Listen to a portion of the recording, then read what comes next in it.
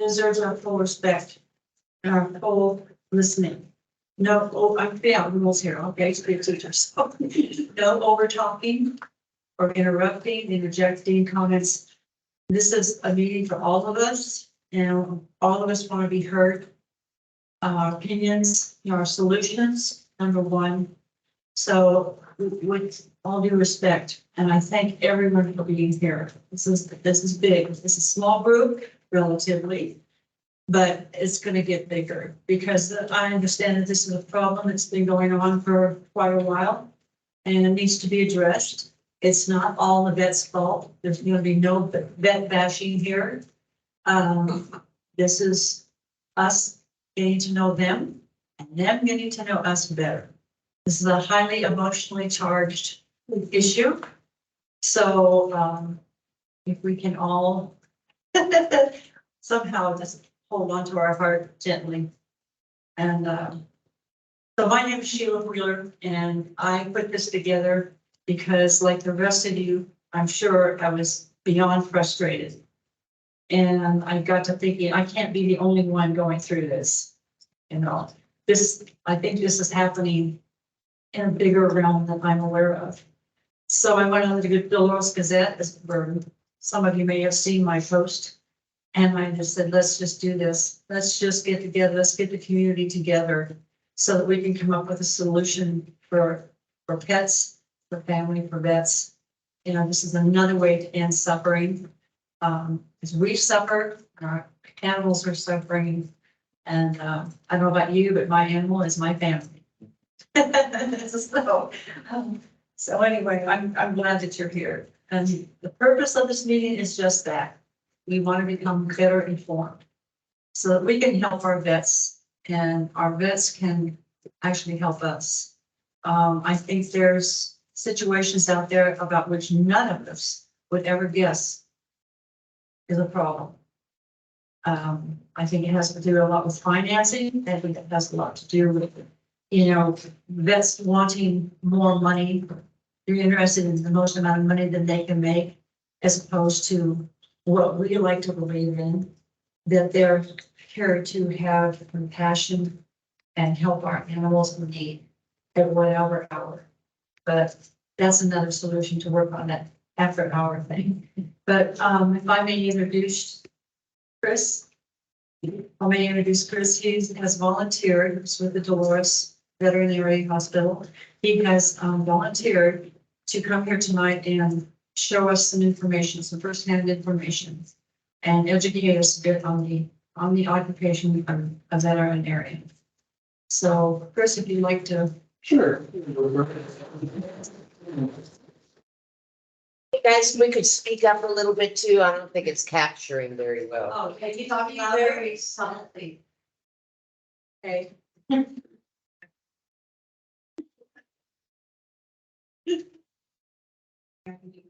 I think I'm all set here. Perfect. Looks like we're all set up right there. This is the to. All right. Well, exactly. We should be business. Should be. Good evening, everyone. Thank you for coming. My name is Chris Shuman. I'm the office manager over at Dolores Animal Hospital. Thank you, Sheila, for putting this together. Thank all of you for coming.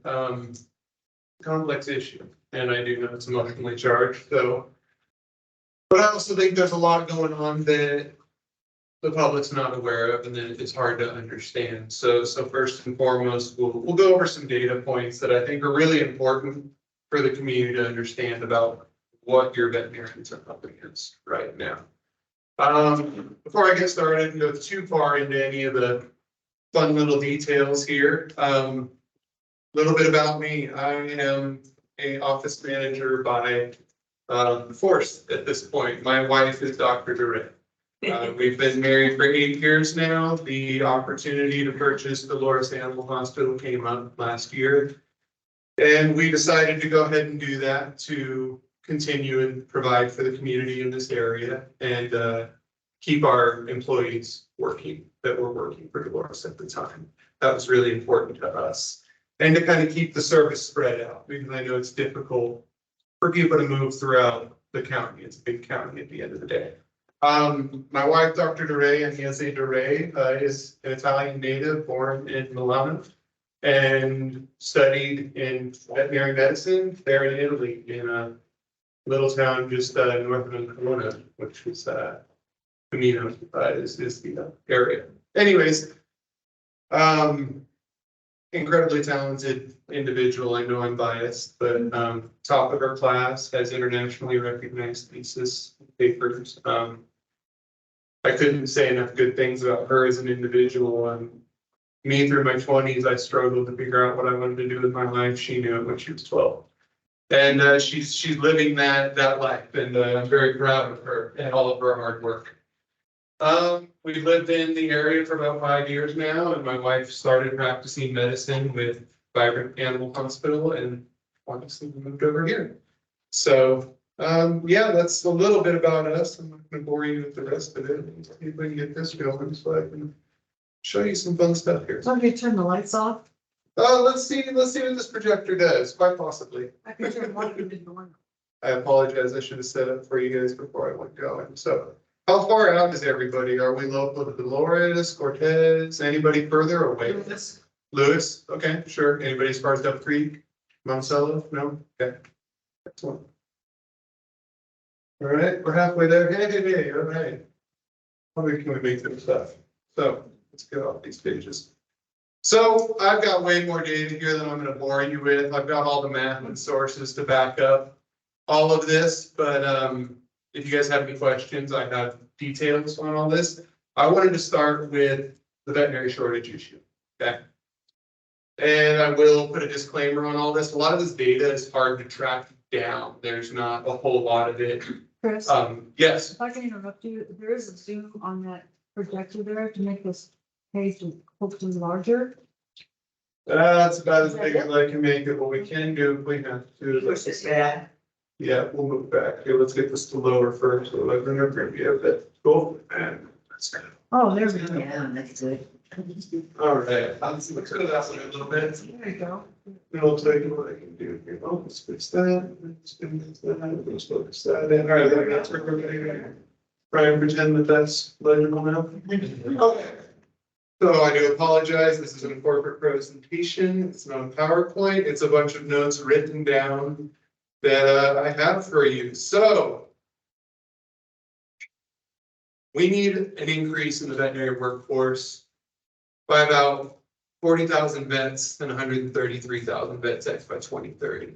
Now that comes out to be, where are my notes there? Budgets. 70%, no, where is it? 33% increase in the veterinary workforce by 2030. That's a 5.5% increase a year that we need. Right now, the schools are churning out veterinarians at an increase of about 2.2%. So we are half of what we need per year right now. So I tried to put this in some relatable terms, and sorry, what I was just getting ready to say before this is all these numbers are mine. They're hard to track down, right? So a lot of math is my own. I encourage you all to do your own research and verify what you can. But that's my little disclaimer about all this before we get going. We all know there's a medical doctor issue in the country. I myself had major back issues and lost my left leg for about 3 months there. And it took me about 8 weeks to be seen by a spinal consultant. Wow. So what I decided, my little curious question was, what are the number of doctors per capita in the US, right? So I ran all the math on that. And when you break it all down, what I did is I broke this down per 100,000 people, right? To make the statistics kind of square and easy to see. So our doctors in this country, we have 324 medical doctors per 100,000 people in this country, right? Okay. So 70% of households in America are projected to have at least one pet in their house. Okay, that's at least one. Okay, so all my math going forward is based off of one pet 70% of the households in a given area, right? You look at that nationally, it's 140 veterinarians per 100,000 people. So that's a pretty big issue already in contrast to the medical doctor issue, right? Moving on, La Plata County, everyone likes to compare us to Durango and La Plata County. La Plata County actually has above the average of veterinarians per capita. They have 186 doctors per 100,000 people. It's a 25% increase over the national standard. So here's the trick with Montezuma County. Okay, we're not just Montezuma County, we're Dolores County, right? I'm sure everybody can figure that, right? So about 27,000 people versus La Plata's 5,000 people. Here's the catch. San Juan County, Utah does not have a veterinarian. Right? So that's another 4,400 households that doesn't have a veterinarian. You have to go all the way up to Moab. You have to go all the way to Page, Arizona, or you come here. I don't have a way to present you with numbers for how many people I see from San Juan County. Okay? We see people from as far west as Kayenta. We see people from as far south as Shiprock and Farmington. I can't tell you how many. The numbers aren't easy for me to pull. I've had to go count by hand, so forgive me. For the sake of not overstating our position, I just did the numbers off of Montezuma County and Dolores County. All right. So let's remember 140 doctors per 100,000 nationally, 100 and what did I just say? 16, 186 in La Plata County. Montezuma County has 80 per 100,000. How many?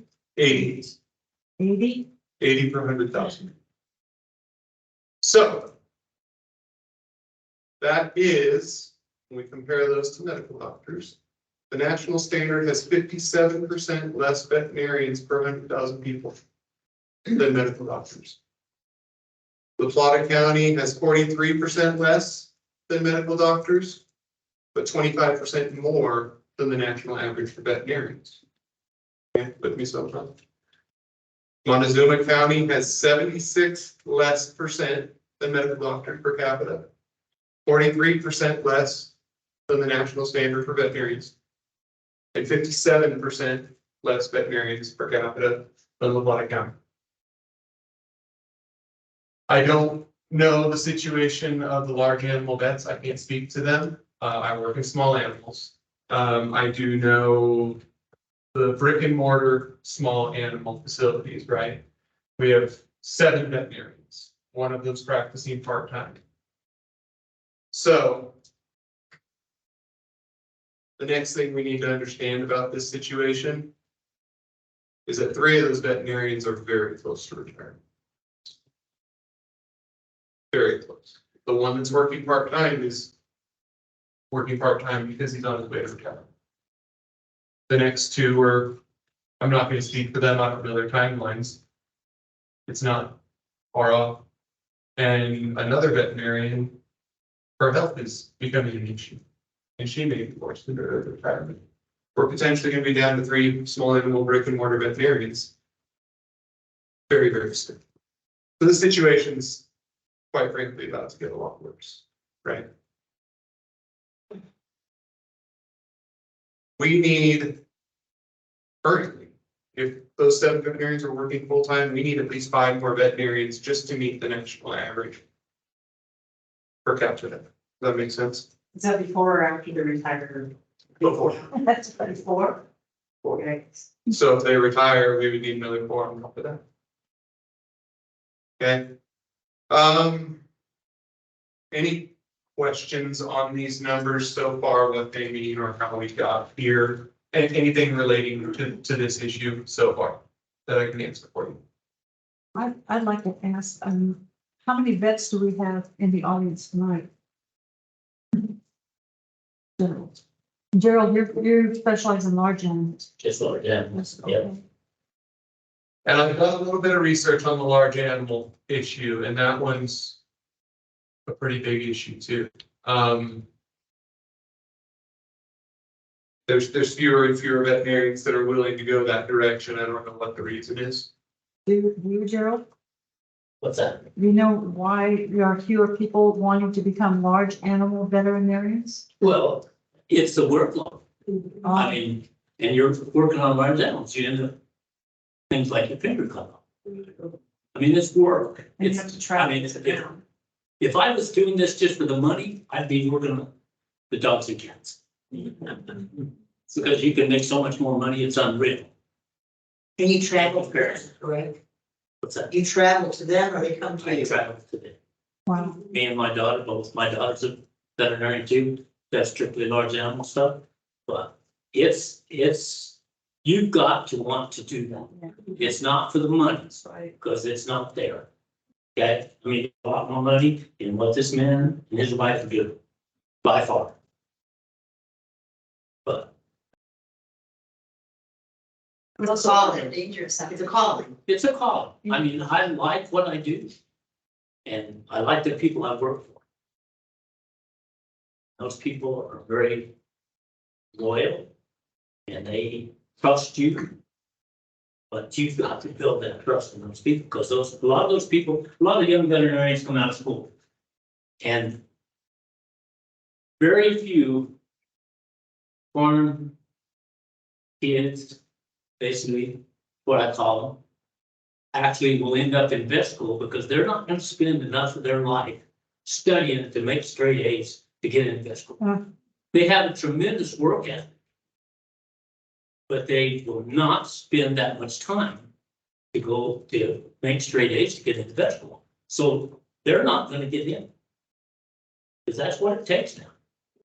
I mean, it's almost totally on grades. It has nothing to do. It's really frustrating because, and I maybe I should let you finish. No, please, please. It's really frustrating to me because just a while back, they called our senator, this area for the state, called, talking about doing a PA program for veterinary medicine. Passed some legislation to approve that. Well, and I basically told him, until you change your method of who you're letting into veterinary school or into this PA system, you're not going to fix this problem. You're not. You know, those young people that are actually out there working and grow up working, we need a way to get them into school. I mean, and that's exactly what I told him. Fix it, putting a PA program in is not gonna fix the problem until you change who you're letting into these schools. That's the problem. Mhm. It's just, that's in my opinion, so. Thank I'll be blaming you. So, speaking to that point. All right. Thoroughly.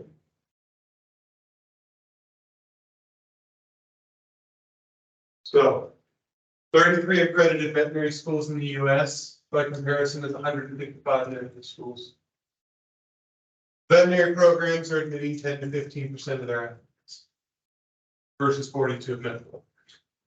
So I completely agree that we have an issue there. That's a big part of it. We're not getting veterinarians in and trained quickly enough. You know, the next issue is the education point, the median school debt for a veterinarian, about $180,000. That's just the middle ground. It goes up. I know veterinarians in the area that have $2 million plus. That's not sustainable.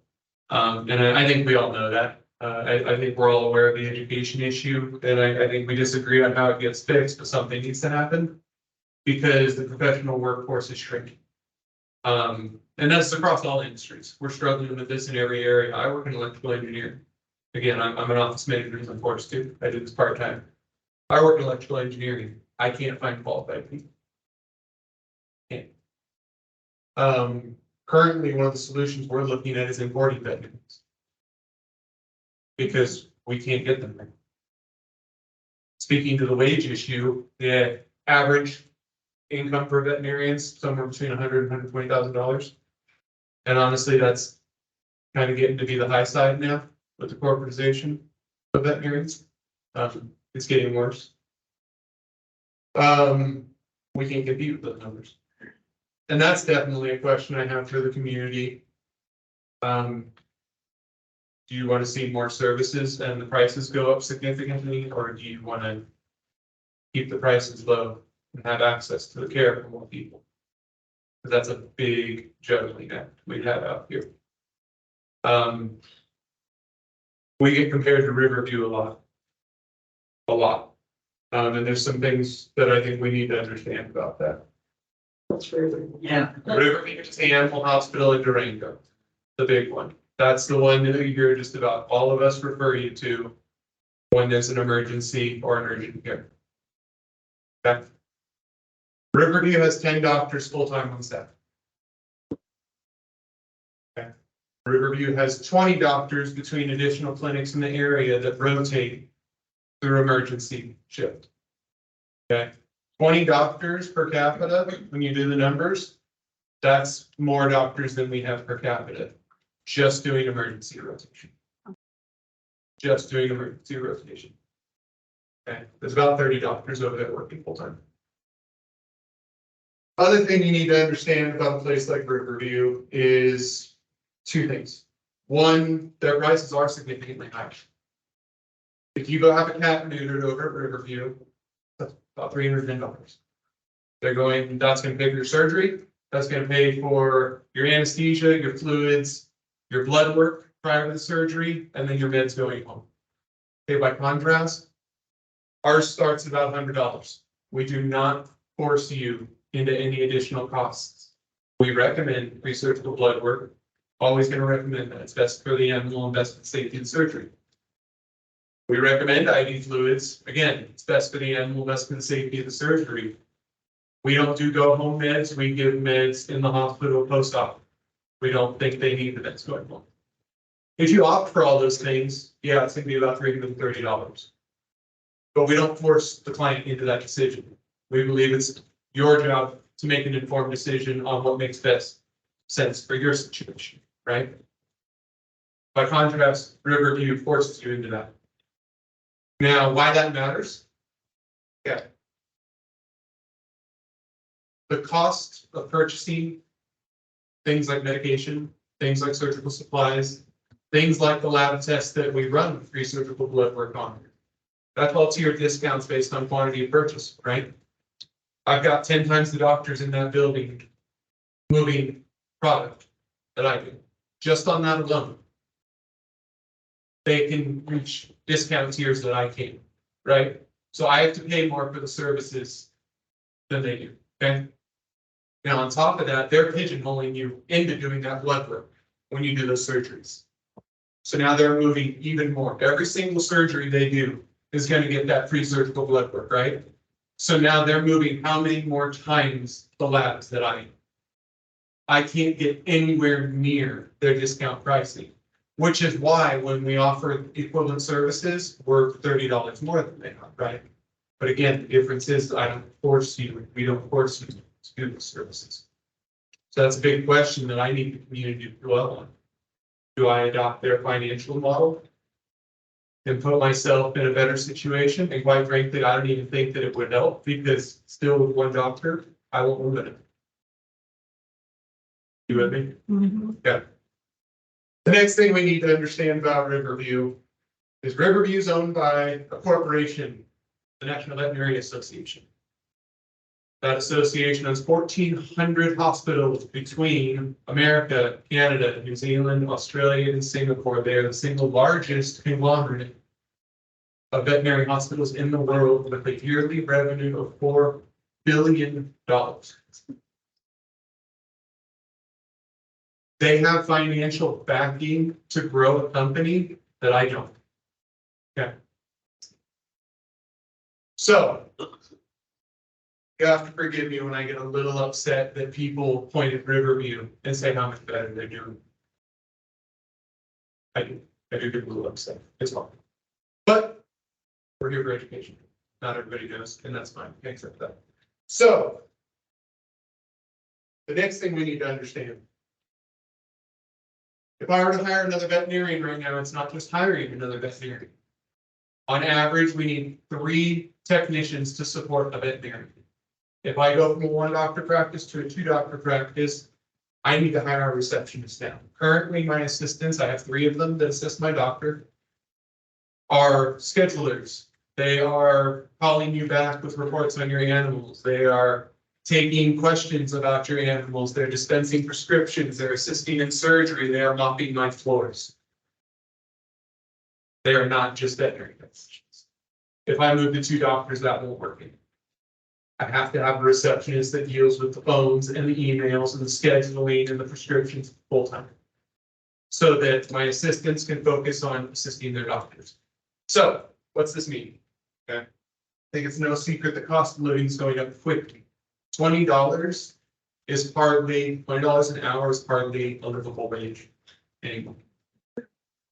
La Plata has lower living costs when it comes to things like fuel and food and meat. Right? Of course, it's more expensive to live here, but that's another issue, isn't it? The bigger they get, what happens to the people that can't afford to live there anymore? They come this way. Vegas is filling up quickly. Cortez is right behind it. Things are getting more expensive. And quite frankly, the city of Dolores is not exactly making it any easier either. We won't get it. So, $20 is hardly a living wage. We are doing our best to get our technicians up into the 20s because that's what they need to make to live. Not to mention they are the ones responsible for watching over the vitals of your animal when it's under surgery. They're the ones responsible for setting up the equipment and aiding the doctor when things start going wrong. They need to make a good wage, right? And 20 is honestly the starting point. The average is more like 24 in Colorado. And then there's the issue of retention.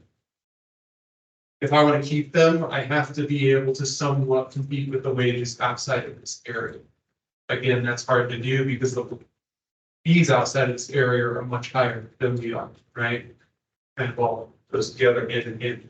So what I'm getting at here is simple math. If I need 3 more assistants at $20 an hour, it's $40,000 a year. It's $120,000 a year increase for 3 more staff members.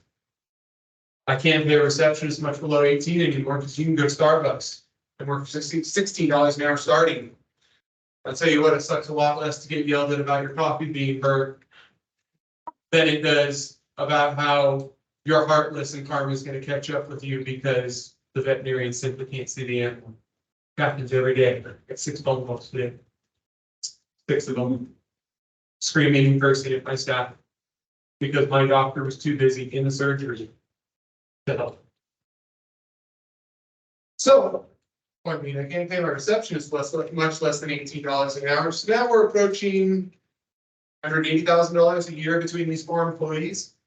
And then a veterinarian got to pay somewhere between $80,000 and $100,000. We're approaching a $250,000 investment in 1 year to bring that veterinarian, not just one veterinarian, right? I can't get vet techs into the area that are qualified to just jump in on the job. I have to train them from within the workforce available here, which honestly we're happy to do. I think that only elevates the community, and I'm great with that. The reality is, though, is that takes a lot of extra investment, right? So getting them up to speed is challenging. The next issue is, who do I hire first? Do I get the veterinarian without the staff to support them? And risk that veterinarian getting overworked because they're doing 70 things at once? You know, on average, 1 doctor sees 25 clients a day right now. Without the help, we can't do that, right? Because now the doctor has to start seeing everybody else, or start doing everything else at the same time. So, do I hire the veterinarian first without the support staff, but I'm creating the revenue? Or do I hire the vet techs first without the revenue to support them because I don't have the extra doctor? Right? But I can't hire all 5 at once, it just won't happen. I can hardly find one, right? So these are some of the issues we're up against. I could pull a $500,000 loan to cover their wages for 2 years.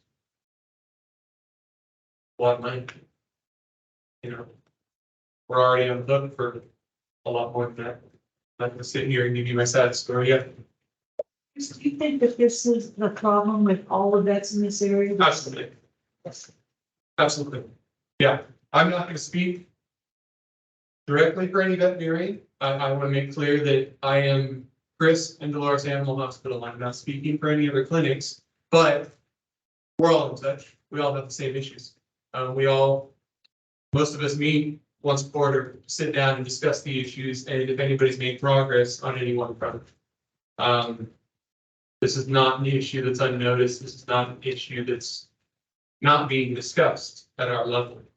We're very aware of it. Two of the hospitals in the area that I can have direct knowledge of have been trying to hire for 3 years. Talking CDMA job boards, we're talking the AVMA job boards, we're talking about Cal State job boards, or excuse me, Colorado State job boards. Don't tell anything. Yeah, Eric gave it away, huh? You know, Facebook groups, we're on multiple international Facebook groups that I'm trying to recruit people from right now. And indeed, Chris, can I ask Yes, you a ma'am. question? What's the feedback you're getting? Why this area cannot attract vets or vet techs? first of all, I think it's important to remember that while we're all in love with the rural life and where we live, I personally can't imagine living in a city. I lived in Palm Springs, born and raised, and then I lived in San Diego for 6 years, and I won't go back. I hate the city. Unfortunately, we're in the minority. People do not seem to like the area, whether it's the lack of service or what it is. I can tell you that other industries, and I mean, I'm not going to name any companies, very large companies that have been in the area for a very long time in the outdoor industry, have continually been importing people from places like New York and LA and San Francisco, right? Offering big moving bonuses and moving incentives, things like that, right? I worked in automotive for a long time. I was a repair mechanic at a dealer level. I worked in exotic cars and then German cars. And then when I first moved out here, I worked for Ford and a couple independent shops before I started my business. Even at Ford, we were importing people from other cities. And it would typically be with the stipulation that they stay for an X number of years. They would get a moving bonus, they would get a starting bonus, and they would get a certain wage. If they violated that contract and left the job before their contract was up, they paid all those bonus incentives back. Everyone is paying their bonus incentives back. Yes, sir. My name is Eric Wagner. I'm Nancy Wagner's husband, but to throw some more economic background, I recruited for operating acts. I was at operating acts for 26 years, mostly in HR and operations. But many years I recruited for them. That were the challenges, like bringing people into this county. And we were in the outdoor industry, so of course, where we are here, with everything we have 360 was a major attractor for a lot of people in the outdoor industry to come out here. But when it came to families, you know, our rural economics, our schools, quite honestly, you know, bringing in professionals, a lot of times some folks would want to go to Durango because they had what they felt was a tier level of quality education. That was one aspect. There was the spouse or the significant other, the economics, finding a good job for them professionally. I'm like Chris, I would never go back to the front range where I grew up.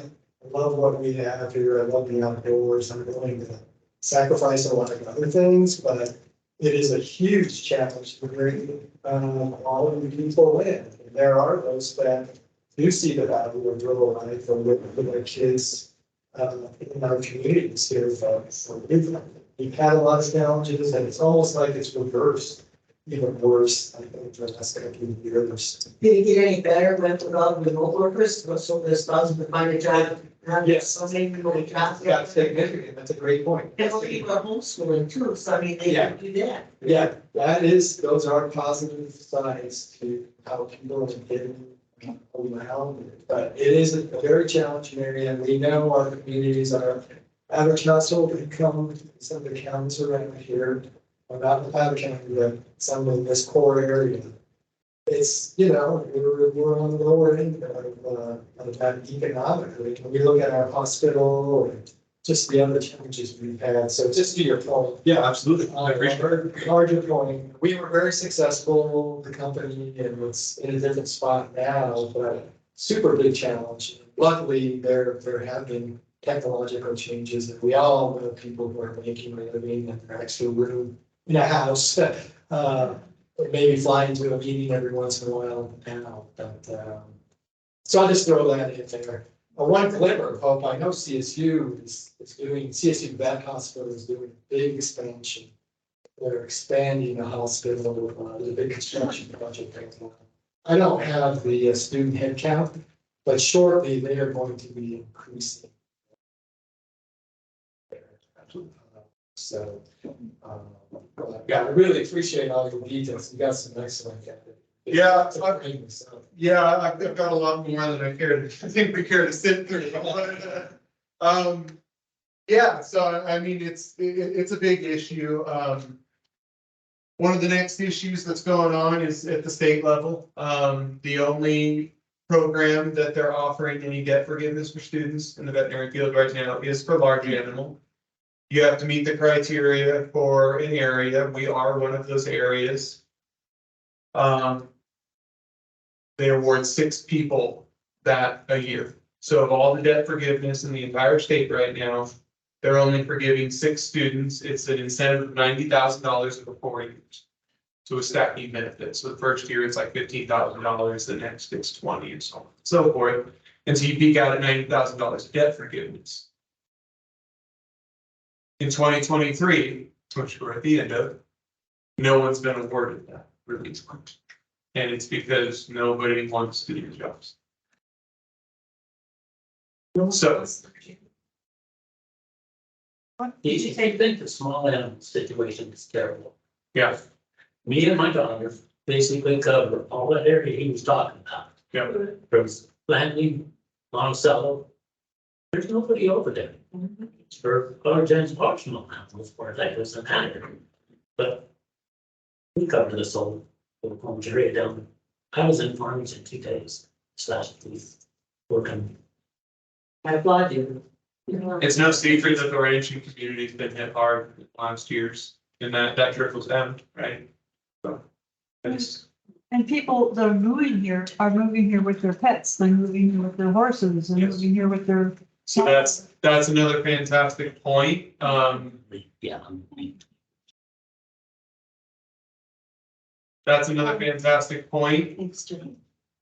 It's entirely possible that it's entirely possible that we have more pets per capita. We have a lot more room.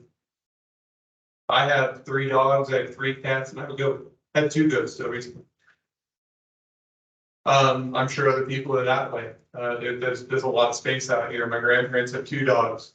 Just interviewed with a gentleman that's doing an article in the journal. He has 2 dogs. Not everybody I know has pets. My colleague has 2 dogs. Another colleague has 1 dog. List goes on.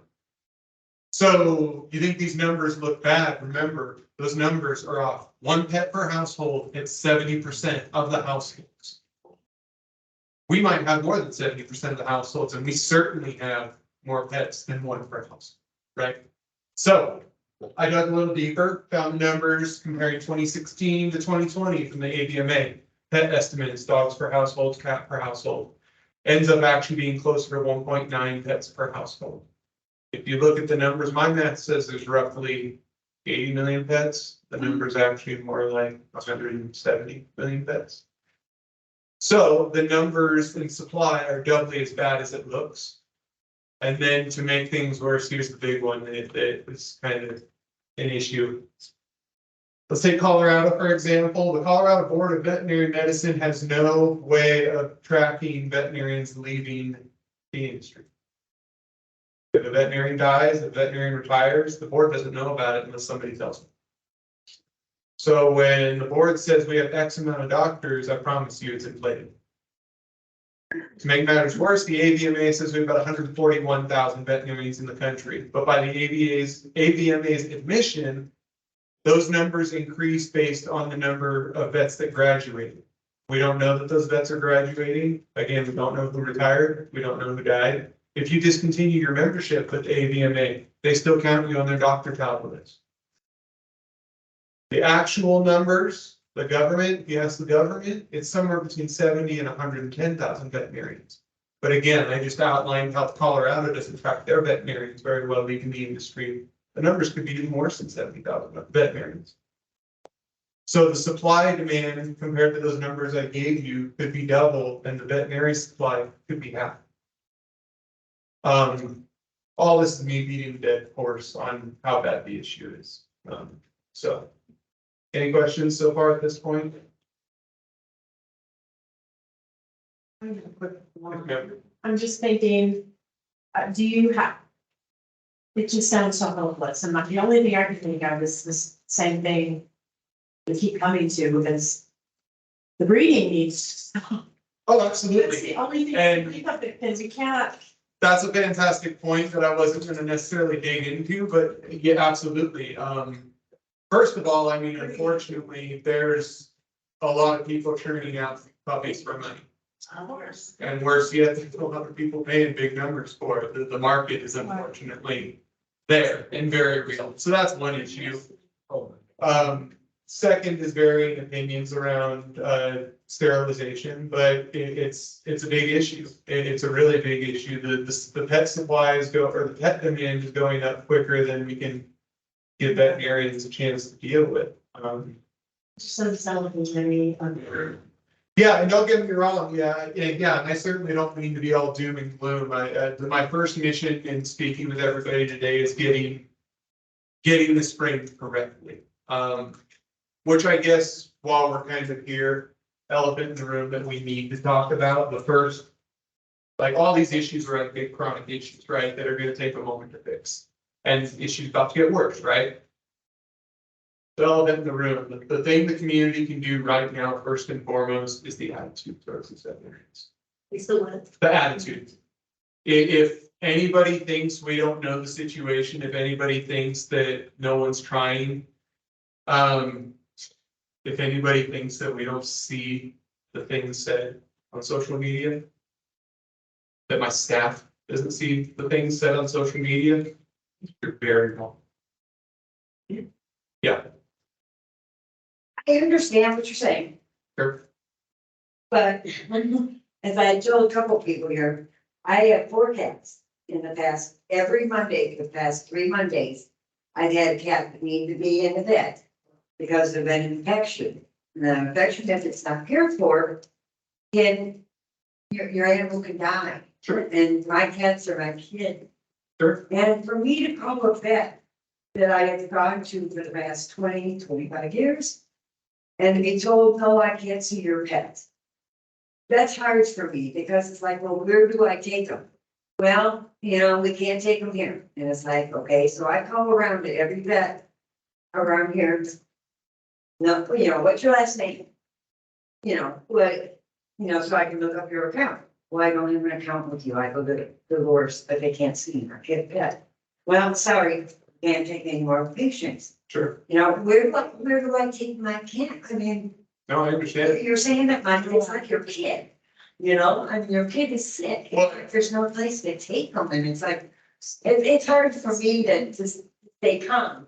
No, I'm a kid. I totally understand, and I mean, I guess I'll go ahead and draw the comparison. Right now, my grandmother's dealing with stage 4 cancer. And she didn't get to see the oncologist after her test for 8 weeks. Yeah, And that's- it's here. And that's because the oncologist booked for 8 weeks. And it's not that her case is any more urgent than anyone else's. Everyone was dying. And that sucks. There's no way around it, that sucks. Yes, As far as I can tell, it's a two of you and it's man that was here before. sure, You're the only ones that showed up. sure. Where are all the other vets? I don't know, what do you think that might say about the situation? To be here. And it's migrant, and it's making me see your point of view. Sure, yeah, and I mean, there's a lot to be said about that. My wife's sitting at the clinic right now, Yeah. she's working. I don't mean to single anybody out, but No, I was so mad when I had 3 major emergencies that were tragic. I could not get help and, the cat's head is, brains are falling out, And, anyway, I called you and I was really nasty on the phone. I said some horrible things to you and every single vet office in Montezuma County, I said the same thing to her. And,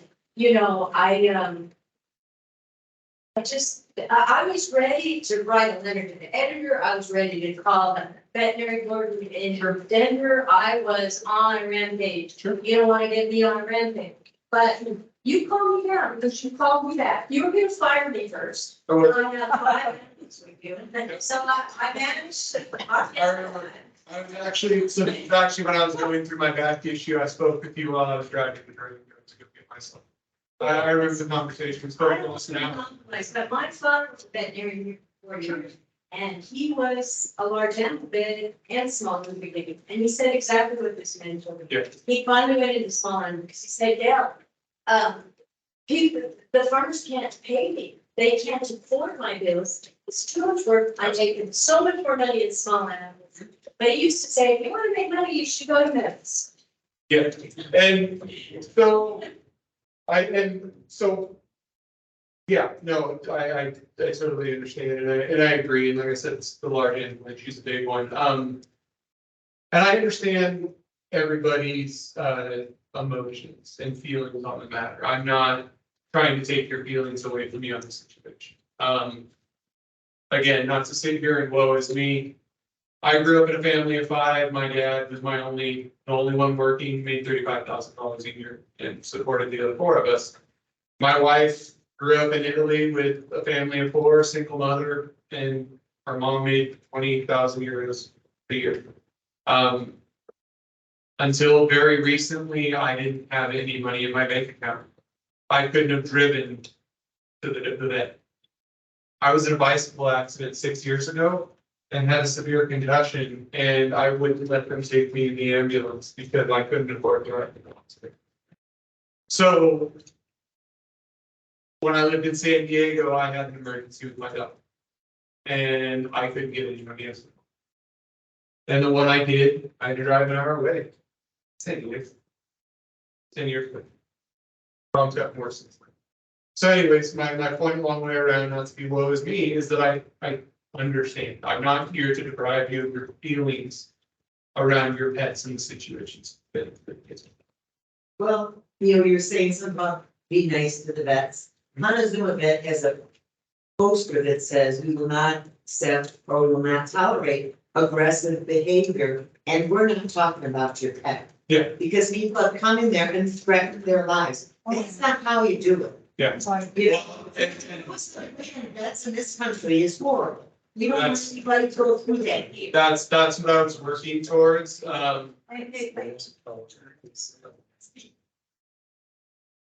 That's what I was working towards. Veterinarians are number 4 in the country for suicide. Medical doctors, police officers, dentists, veterinarians.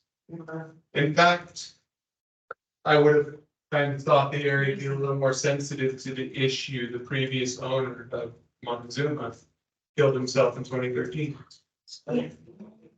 Yeah. And there's a fantastic video on YouTube of his wife speaking to the matter of overworking and not protecting himself and work-life balance. So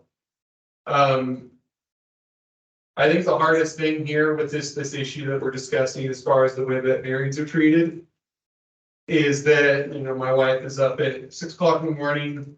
She's at work by 7:45 and she's usually not getting home until 8. And she's usually on her laptop at the dining room table working anywhere between 9 o'clock and midnight. Now, my wife's fortunate enough to have me to help run the office.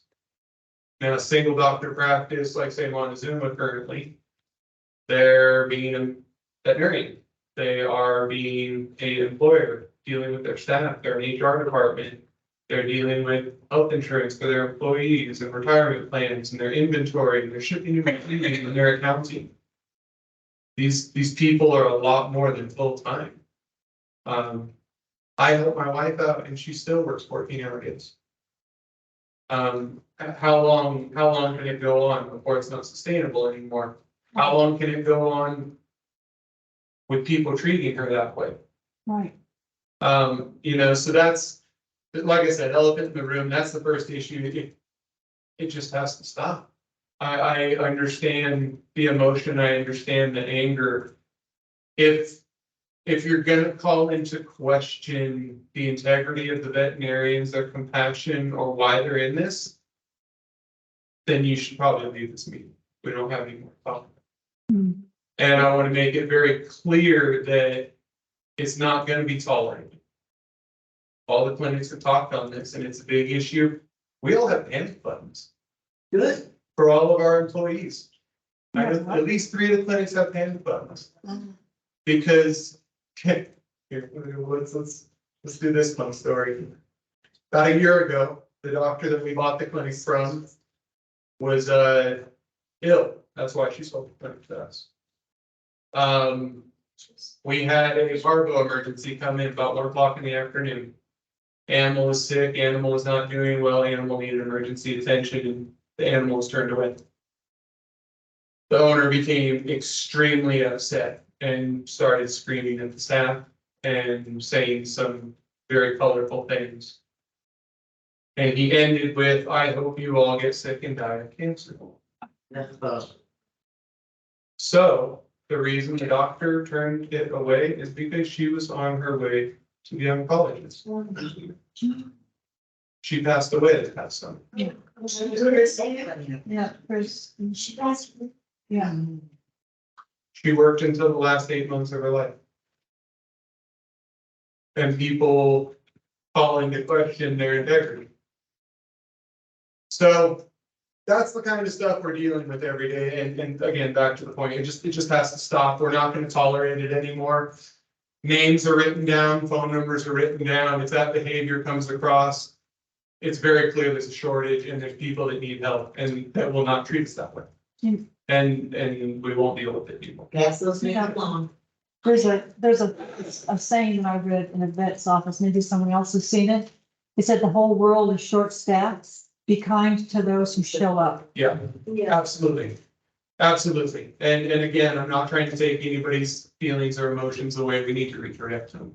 Right. Because attacking the people that are trying to help isn't gonna help anything. But they'll tell you if it keeps up, we'll sell the practice and go somewhere where we're appreciated. Right. Because why would she subject herself to this, Right. right? Right. But I like all the information. Sure. We're getting. you want solutions? Yeah, I want to know what we could, besides being. Absolutely. Well, we can dig into that. I'm looking at your question. Besides me, I'm a registered nursing paramedicine background. Sure. And many years ago, I would help area vets, with euthanasia because they were too busy. I would go through a training, they would kind of sign me off. Okay. And in general, I would like to help you, whether that's volunteering, I'm not looking for. Right. I don't know what the legalities are anymore, this was years ago. Sure.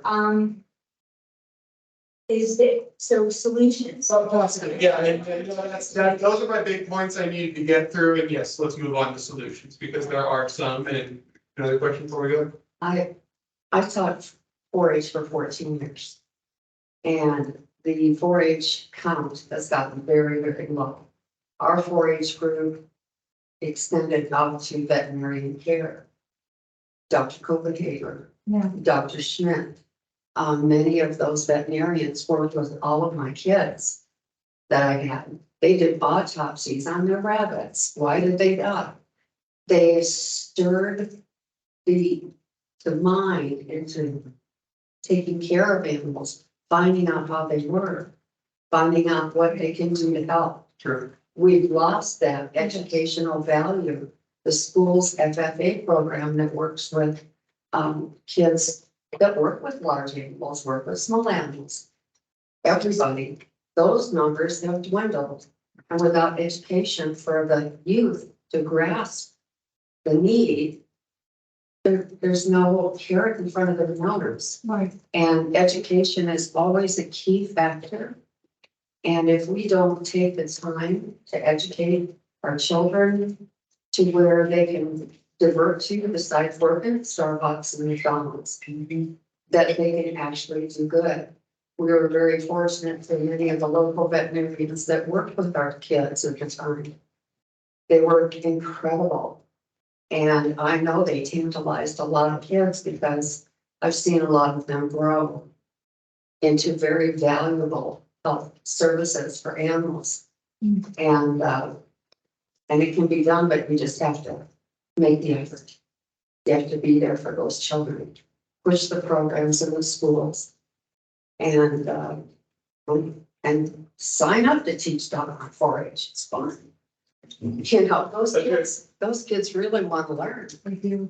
Has there been anyone ever reached out to Pueblo Community College?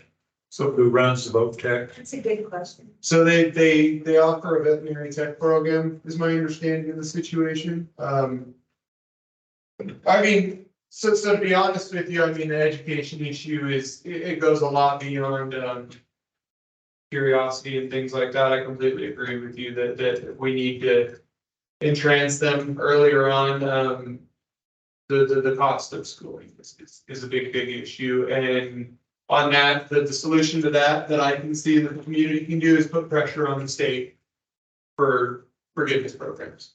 And Governor Polis has just opened up last year, medical free EMS training, free medical training, free and like 7 different divisions of health. And nurse refresher. And for free. Yeah. Now, if somebody were to get a hold of Governor Polis with the situation and with the numbers that you had, perhaps it would add an additional. And I would agree that that's probably one of your best courses of action going forward right now is to put that pressure. Because the community's in need. Another issue that is routinely brought to me that we should understand and can be, we can put pressure on them as well, is pet insurance. Pet insurance is not like health insurance. Pet insurance is actually liability, property and asset protection. It's basically the equivalent of your home insurance. What it's doing is it's protecting loss of property because they view your pet as property, not as a living entity, or your assets. In other words, the money you have into that animal or the money you unexpectedly lost because that animal got sick. They don't look at it as healthcare. Any healthcare that exists, there's about 33 plus providers right now in the States. Only one of them offers direct payment to veterinarians. The rest of them is a reimbursement program. So if you have pet insurance that you're paying for monthly and you have a $5,000 bill, you still need to pay that $5,000 up front before the company will reimburse you. And 33. But how many reimbursed directly? One? Okay. Correct. And again, because they view it as an asset protection insurance, not as a healthcare provider insurance, right? They don't see it as they're providing a service. They see that they're reimbursing you for lost assets, right? So it's not a whole lot different than even your car insurance. Yes. A lot of them don't, Correct. Correct. And a lot of it, your reimbursement rate is somewhere between 60 and 80%. So if you have a $5,000 bill and you get a reimbursement rate of 80%, you're still looking for $1,000. And I think the stats were something like 60% of Americans don't have $1,000 on tap to pay for an emergency. So that doesn't help out 60% of the country, right? So shining some light on the real situation of pet insurance, I think everybody kind of dresses it up and goes, oh, it's just like health insurance. It's not. It doesn't work like health insurance and it's not the solution currently. I think that steps should be made to make that the solution. Because that would also fix kind of the numbers issue on our end, right? Because if we're not having to. Because again, we, despite what people think, we work a lot with people on their. We're taking a lot of this on the nose, if that makes sense. We've upgraded our equipment by the tune of about $100,000 since we've taken that clinic on top of the investment we had to get the clinic going, right? To not let it disappear. We have an $80,000 lab that allows us to respond to problems with your pet within hours instead of days, right? Our X-ray machine is the same X-ray machine that's in your primary physician's office. It's a $50,000 machine. All of our dental equipment is the same equipment that's in your dentist's office. It's all expensive. It's all the same stuff. Just because it's not a human doesn't mean it's not medicine, right? It's all biology. Different bones, different doses of medication, same science, right? Okay, point being, if the insurance issue's fixed, we can charge sustainable prices that allow us to grow and bring veterinarians in, right? It's the, we could sit here and argue compassion and veterinarians willing to work for free all you want, money makes the world go round. Compassion doesn't pay their bills, it doesn't help them grow families, it doesn't help them take care of themselves. It doesn't help me support my employees so that they can grow as people and have their own homes and have their own lives. So unfortunately, there is a bottom line that we need to figure out how to meet. Right now, most of your local veterinarians take that on the nose, and that's part of why we're not growing. If the insurance issue's fixed, we can kind of overcome some of that, right? That makes sense. So that's another one we can push on big time. And I'm open to any input, yes, ma'am. One of the things I was wondering about Yes. is, as a community, running the county, in Dolores County and stuff. Is there any way out there where we can get grants or support to start some type of facility or emergency? Yeah, like a centralized urgent care. Grants are an awesome idea. I think that any money that can come in could be helpful. I'll be honest with you guys, the emergency care issue isn't about money, it's about protecting the veterinarian's health. Understand that. Right, so at the end of the day, it's still a numbers game. As long as we don't have more veterinarians, that is the core issue there. Will grants help entice veterinarians into the area? Possibly. I absolutely think it's worth exploring. At this point, honestly, anything's worth exploring. So, yes, ma'am. You hit the jackpot, that's what I do, is grants. Oh, yay. That's all I've done, fire and EMS for 26 years. Sure. And several years with the sheriff. And I did look up a quick one. That's not a lot of money, Sure. but there are a lot of grants out there. Okay. It just takes a lot of work. A lot of work, yes, ma'am. So that's definitely something that can be explored. And a Four Corners emergency clinic is something that's been discussed.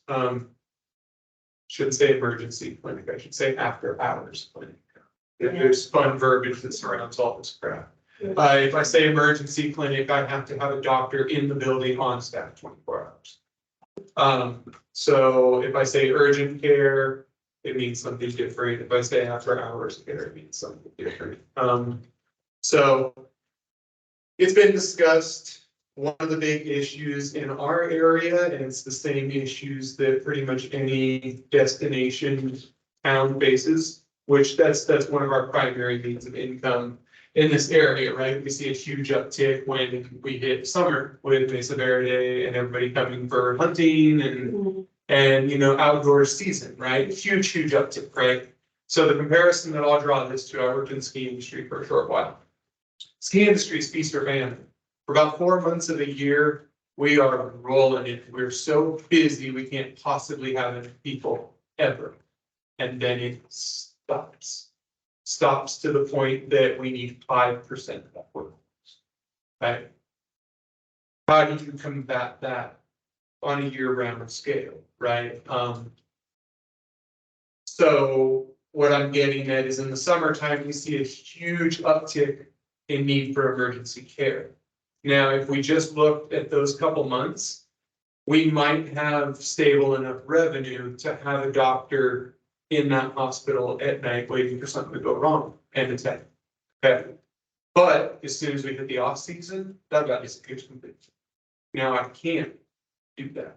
So it has a lot to do with demand and the revenue being stable enough to support that, right? And grants, I guess, would help that, but also we're at that point, we're also robbing Peter to pay Paul, right? If the income's not coming in, the grants help us in the short term. In the long term, it's not sustainable. So I don't know what the exact answer is for an emergency. There's a lot of organizations in school survive something. Yeah, absolutely. And to that tune, I'm not going to get into the politics of this one. I'm just going to say that I would highly advise people to do research on the pet nonprofit organizations that help. And I do mean do some research. The financial documents are available to the community. There are organizations in the area we don't work with because of their financial practices. I would encourage you to look into those organizations carefully and help those organizations out. We work with, for Pet's sake, we work with the Aspen program to do what we can.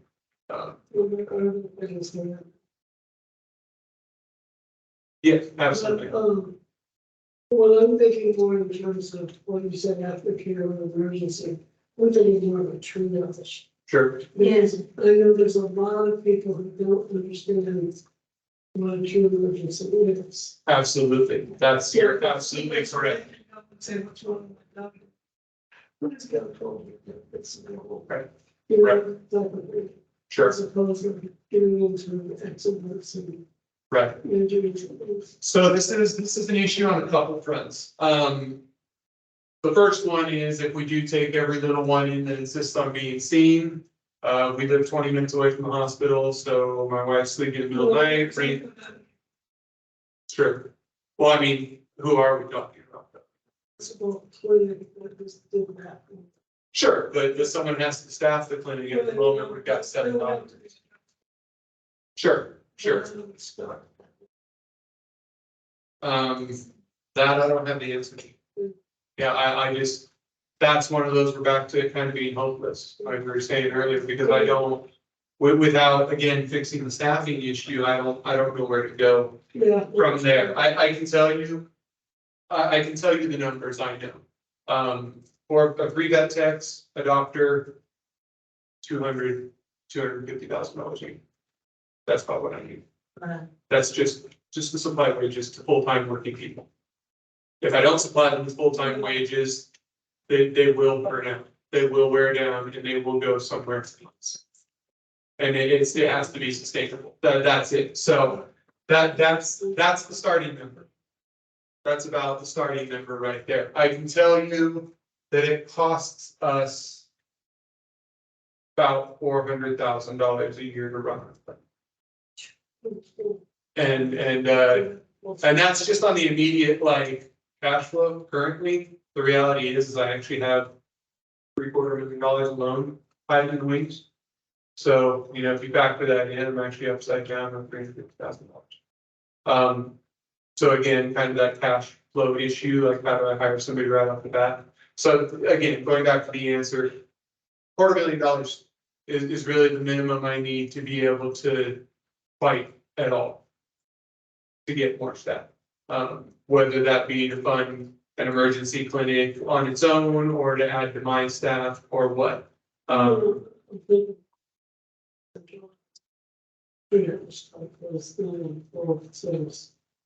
I mean, but whether it's a overnight surgery or whether or not it's coming in for a broken toenail, it's an endeavor. And it's interrupting the veterinarian sleep, which is minuscule right now. And so that's the issue. Like I said, we live 20 minutes away, for example. So we get a phone call at 2 o'clock in the morning, gotta get around, get ready. Let's say we're in the clinic in about a half hour. A lot of times we're waiting on the client to show up because they're trying to get around and get ready. Animal comes in, we gotta take all the vitals, we gotta take the history, if we've never seen the animal. We don't have a vet tech in there helping, so my veterinarian's doing everything, or Chris gets to go in and play vet tech, which is always fun. I've done that more than once, as I'm sure you have as well. And by the time it's all over, we might be 3 hours deep into something simple. And And at 7:45, the time starts again. bingo, and that's what we need to understand too, is that, you know, at what point am I compromising daytime care? How would you feel about your animal going under anesthesia for 2 hours for a large mass removal or major open surgery and my doctor's running on 2 hours of sleep? I don't know how I feel about it. So that's the kind of line we get up against. When I interviewed, I just did an article with the journal. You should see that in the next couple of days discussing this exact issue. The question was asked if I got another doctor and could we do emergency rotation? The answer is yes and no. If I did a weekly rotation, let's say Fiber Pet, for example, rotates a week on, week off. So for 1 week, the doctor's working 24 hours a day on call. If we're doing that, I don't feel comfortable with my doctor working a full-time daytime schedule anymore. So now if they see 20-25 patients a day, I don't want them seeing more than 10. Because I'm concerned that their workload is too heavy at that point. I want them to be able to come in at noon. So say after hours, 5 p.m. to 8 a.m., right? They're covering that, and then the hospital's open from 8 to 5 p.m.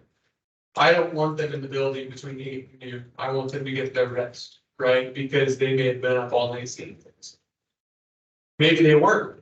That's the freaking trick, isn't it? Because so now I don't have them in the building for 4 hours a day so they can get their rest.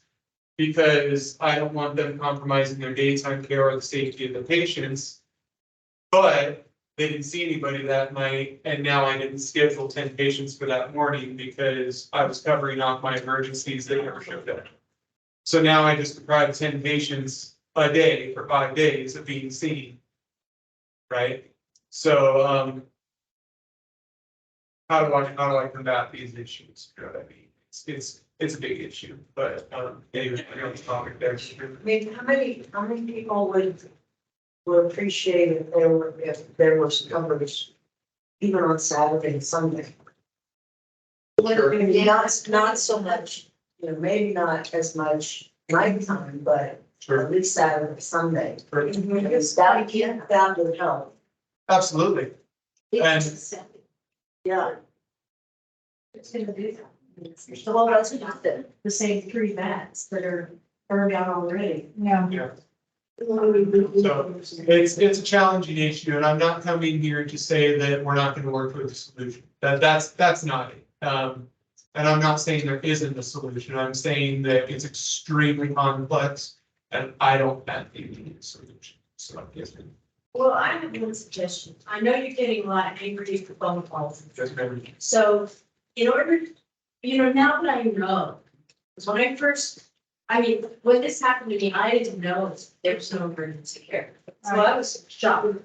But now I know. But what I think is when you have a client, full disclosure, they come to you, okay, we'll do the preventive stuff. I'll see your pet routinely, but if there's an emergency, you cannot expect me to help you. Absolutely. And then give us all a map, how to get to Grand Junction. Yeah. How to get to Albuquerque. What we should have done was just got in the car and started driving. I agree. And that is something that we've discussed, where we are already outlining with our patients what the situation is and what they can do.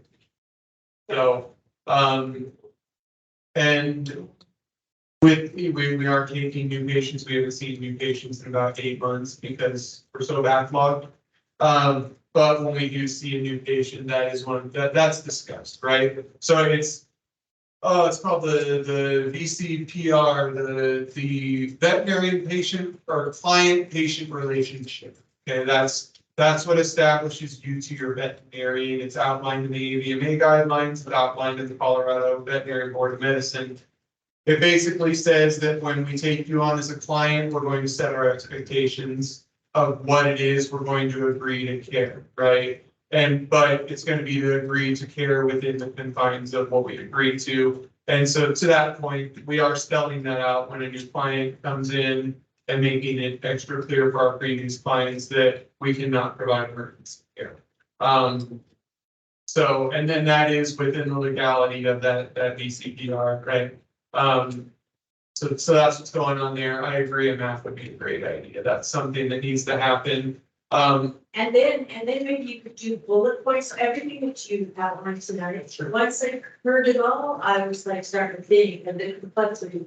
But if you gave people like cliff notes, like, Sure. these are what we're up against. I agree. Bullet point, bullet point, bullet point, and this is why there's a problem. And then maybe give, okay, this is what you, as a citizen in Montezuma County, can do to help us. Yeah.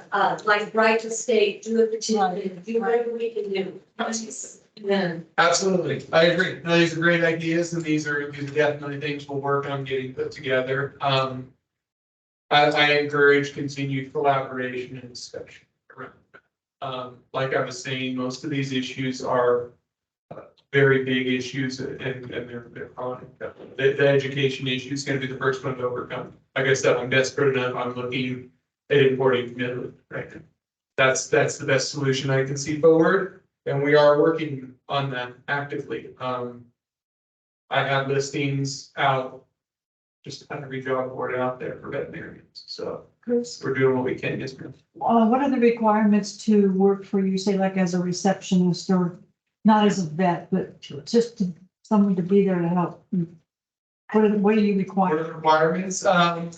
Essentially, I mean, it's going to be no different at this point than standard receptionist duties. It's going to be responsible for scheduling, email communications within the reception account, which is usually where, say, patient files come in from referring hospitals or things like that. Or say you had an emergency and you're one of our clients, or Riverview. You saw Riverview for an emergency, you're going to get files sent over to us, so we have to complete medical history.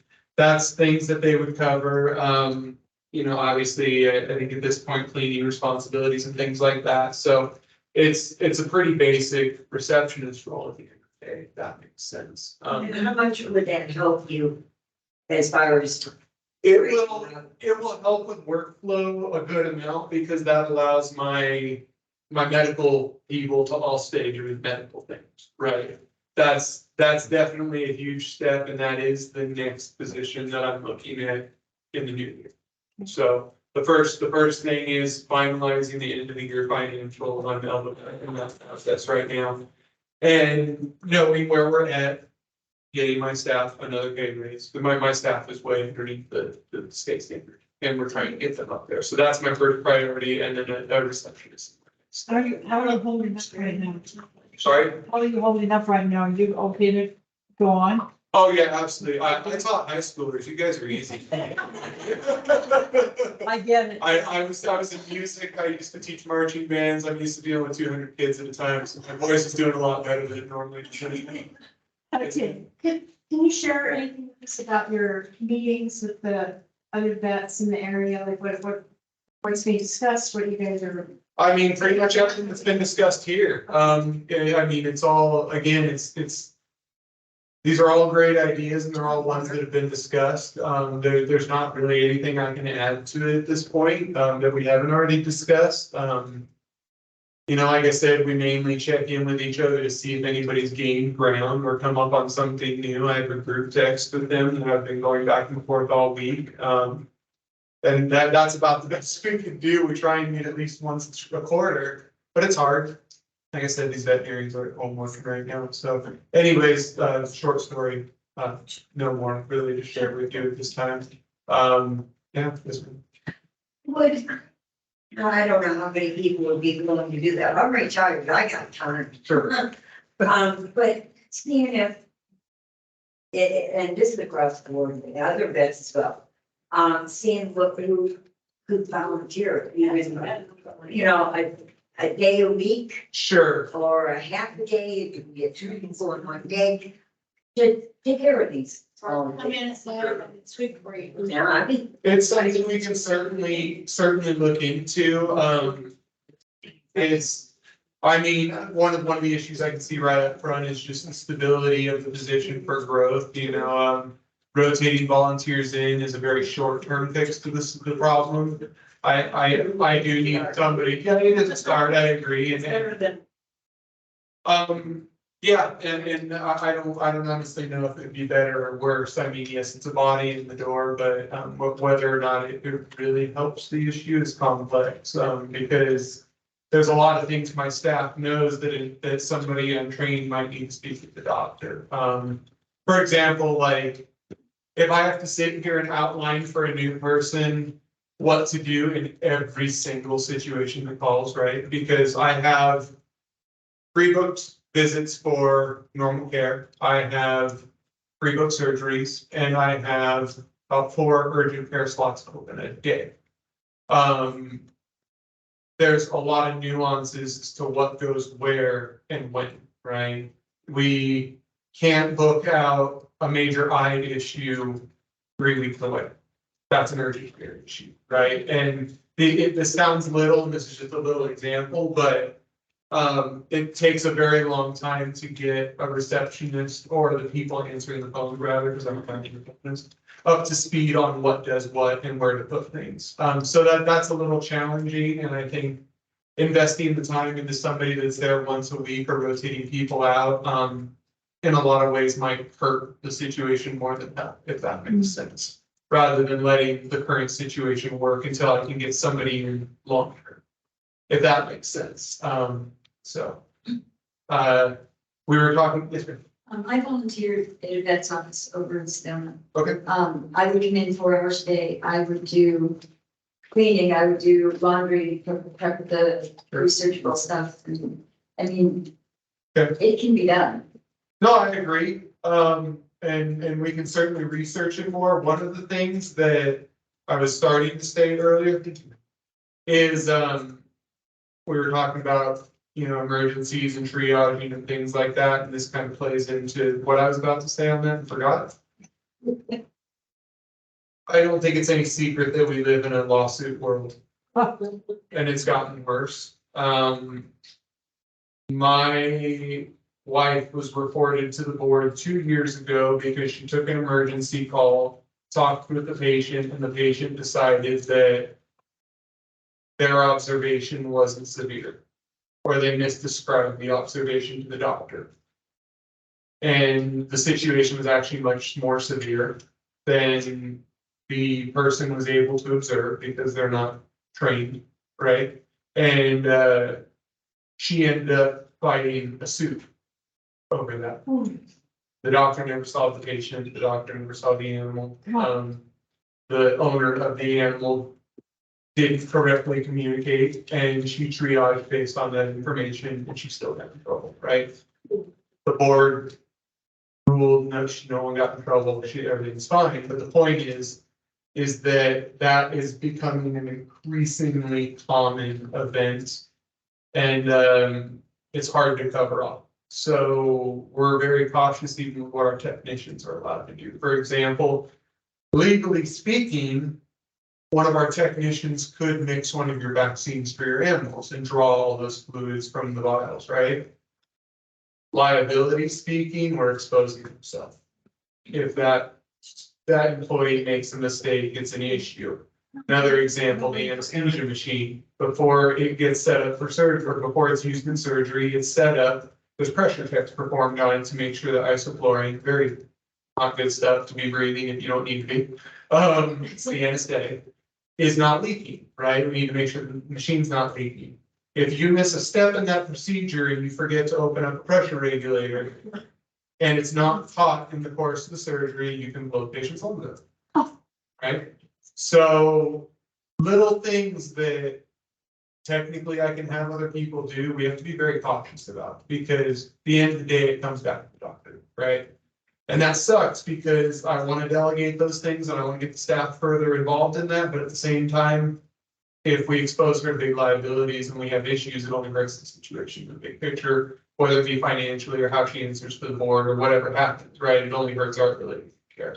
Long way around, that might be an option. I really need to look into what's advised from a liability standpoint, because that's the immediate issue I see with that.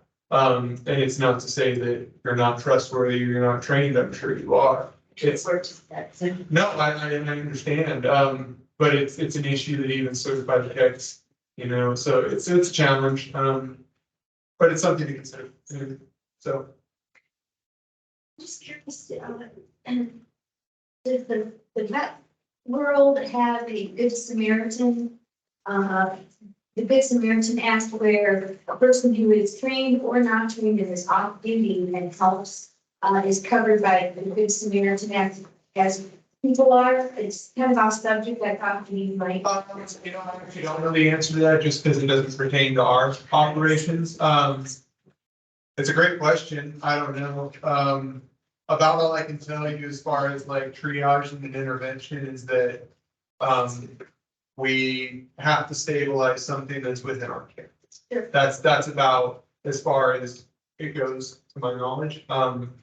Beyond that, I don't know what the Good Samaritan laws may be. I would certainly hope there's something, but then again, we get back to the way the law views your animal, its property, right? So is the law going to view it as property destruction or negligence of some sort? I'm not a lawyer. I can't speak to that. It's an interesting question. Sure. So do we report, or inquire on a regular basis that is moving forward through you, through Sheila, through kind of checking in? That's a great question. I mean, I'm happy to field and answer questions. You know, you're all welcome to get my email from me and I can, you know, update you and guide you as needed. I would certainly say that the veterinarians are tied up themselves. In fact, I'm in a fortunate position to be able to sit here and talk to you. I'm useless medically.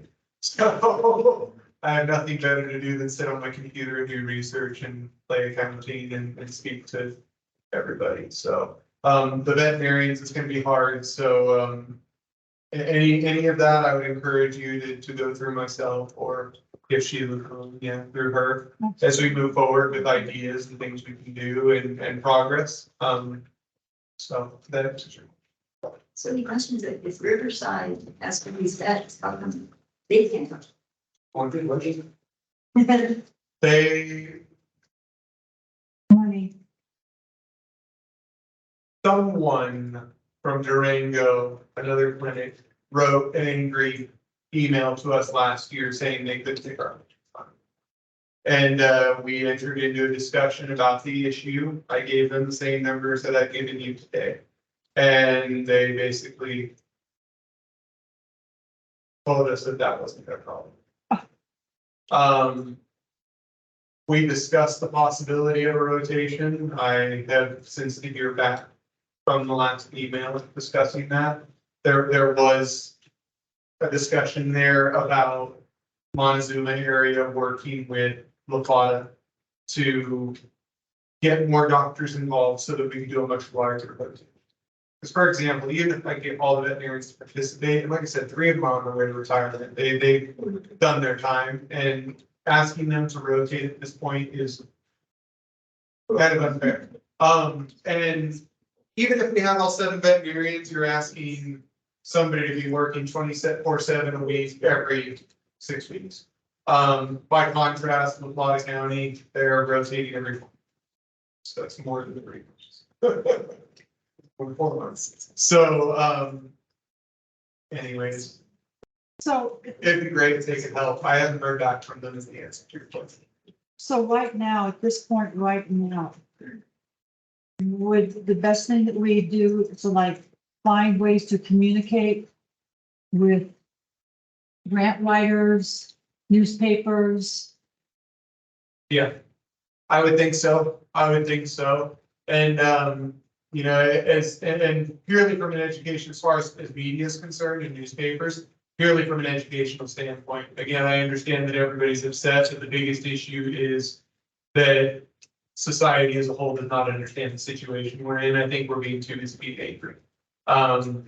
Which I understand, but we need to look for the solution. So media from the standpoint of this is an issue and, you know, as a device or a tool to put pressure on the powers that be that can do something. Six grants for large veterinarian debt forgiveness is a joke. That's a joke. It's not gonna do anything. It's not doing anything. The issue bigger than that, the state's not doing anything to fix it, right? The state needs to revise the way they're tracking their veterinarians. The issue is not as bad as they see it because they're tracking correctly. Shocker, I know. But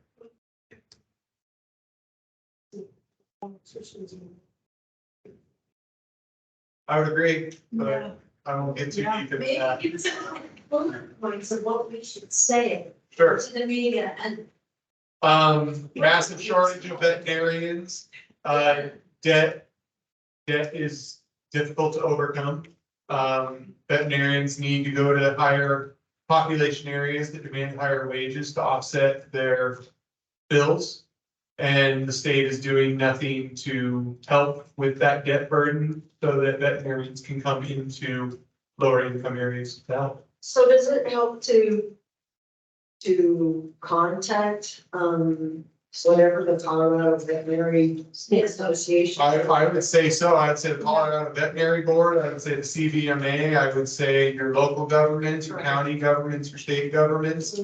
Anyone and everybody that you can get involved with. And do you have do we just need to like Google that, or do you have? I can probably pull up some information for you. For sure, the USDA is the one that's working with Colorado on the large animal issue and forgiveness program.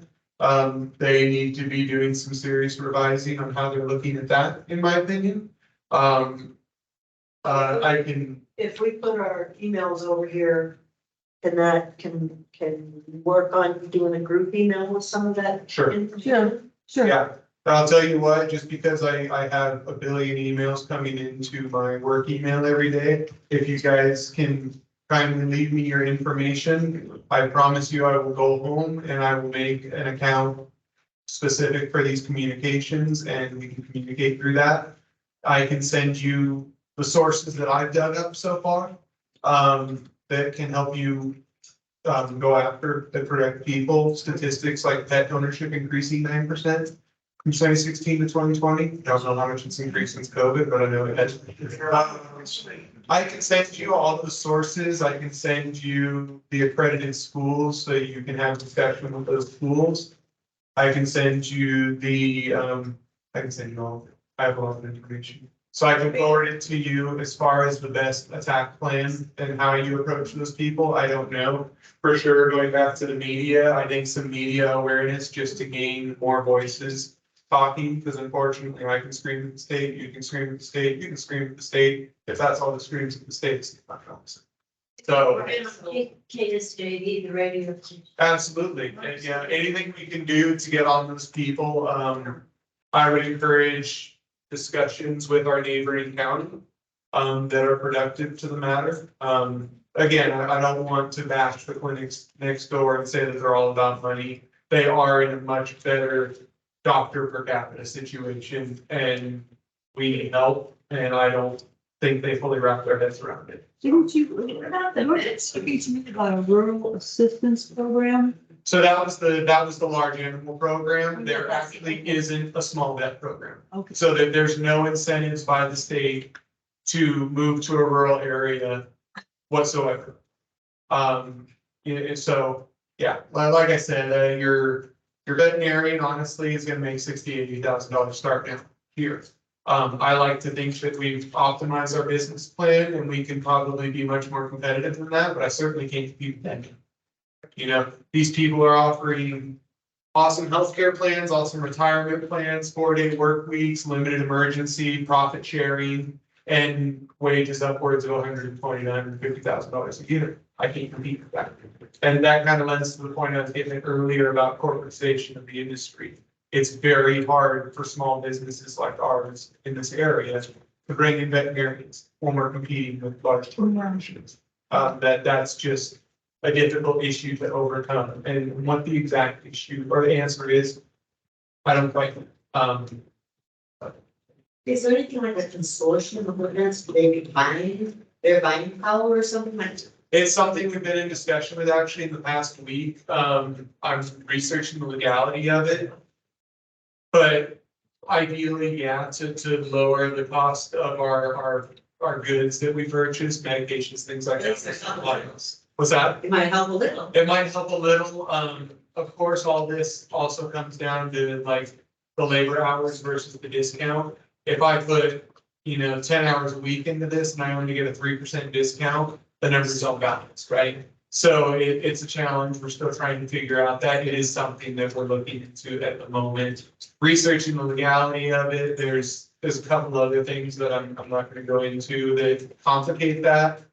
For researching. It's challenging. So, yeah. It's challenging anytime you're getting medications involved.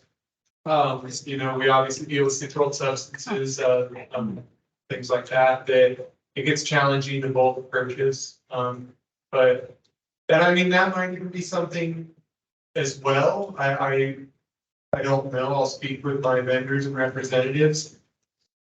As small businesses, we pay the most. Like I said, like we discussed, quantity discounts. I can't compete. Not the only thing that I can kind of purchase in large quantities are my vaccines, and even those I've run up against expirations before I can sell them. Which is a loss, obviously. So, it might be worth getting messages into the vendors, the people that are supplying things. The medication cost point's certainly better than human medicine, but not a whole lot. And they're giving the discounts to the people that, in my opinion, need it the least. And that makes it harder on the road. So, yeah. Thank you for all this information. Your questions? The one thing I would suggest, when we first got here, because I had 8 dogs and a cat. I actually got my dogs set up with Dr. Ray, Mangus, Riverview. I set up, so I'm client at all of these different places, so if I've got an emergency, I can call 4 different places and say, I'm a client. So you do that 2, 2, and 2. Hey, 2 here, 2 there, we get desperate like that. Yeah. So, and we spoke about that earlier, and I didn't clarify that situation. As far as clients, we are in triage. We're booking 8 weeks out. We were booking 12 weeks out before we shut down new clients. What do you find is your biggest thing as far as people coming into the vet practice? It's sport. Like I said, we have a balance of appointments. I would say 60% of our day is primary care, another 30% are urgent care or so, and then that's probably not fair. 20 to 30% is urgent care, and the rest are surgeries. But that ebbs and flows depending on what's going on. If I don't have surgeries the following day, or I have surgery slots open, I will call anybody I can and try and fill those slots with standard visits or urgent care we might have turned away because we work full. So it ebbs and flows. There's an entire system that we have to kind of massage that schedule from a day-to-day basis. Primary care is getting to be much, much bigger too. And that's the other thing. Do we want as a community for me to shove you in the room, talk to you for 3 seconds and kick you out the door? Or do you want to talk with your doctor? Because we believe in thorough care and thorough communication. So we have about half-hour appointments with the doctor. And you go to a BCA, you're gonna have the doctor in the room for maybe 5 minutes. Yeah, what I'm curious about is, why I mentioned it to you, but they, for pet's sake, used to have twice a year. Sure. Where they had the point and shoot. Vaccine clinics. Those for vaccination clinics.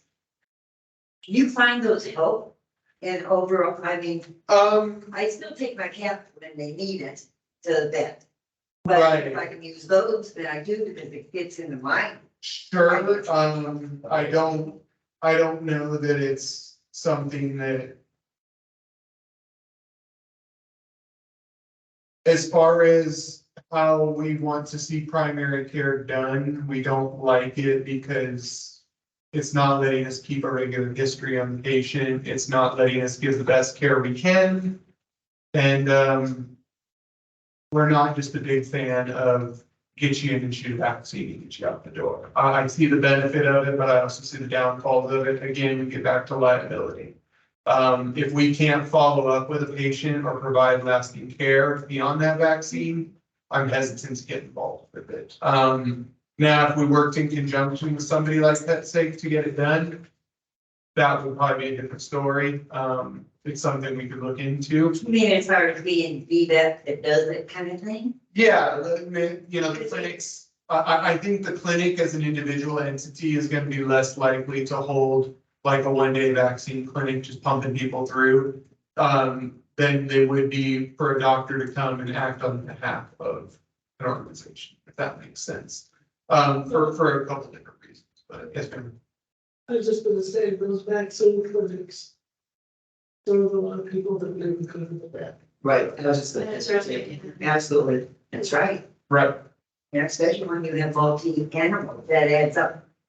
And I realize cost. I understand that, but for me to take my 4 cats in right now to get their shots, I mean, just walking in the door is $250. That's a lot of money, Right. you know, and then they have whatever, you know, they suggest extra. Right. Well, it's just about the 3 times I took my cats to the vet, it was $1,000 for me in 3 weeks. That's a lot of money. Absolutely. You know, and so, you know, I mean, when you finish the. Well, no, and I totally understand, and this is kind of what I was getting back to. This is kind of getting back to what I was talking about earlier about balancing the needs of the community financially versus sustainable business practices or growth. That's a big challenge that we're up against here right now. I think that everybody's out to. I think that everybody thinks that we're all out to get rich and bend everybody over, and we're not. I like I said, we're doing everything we can to provide the best care, but giving you options. Again, I have a very expensive lab. All of our clinics have a very expensive lab, actually, that we can't always necessarily financially offset because we don't require the services all the time, right? But if you need them and you want them, we have them. So it's difficult, and it's yeah. So it's a challenge. Do we up our prices to more better sustain this, and maybe we could put on more vaccine clinics if we had more sustainable pricing over here? Or do we keep our collective services low at the expense of not being able to provide certain things? It's like emergency care and vaccine clinics. We can't give away the money on all fronts, right? And there's nothing left to run the business at all. But I think part of it is developing a relationship with the community. Sure. Yeah, And that would be, even if it's once a month. this has been very helpful. Yeah. We will certainly discuss that. I can chat with everybody about that again. I would encourage talking with some local groups, doing your research into some local groups. I will say that I like For Pet's Sake and I like Aspen.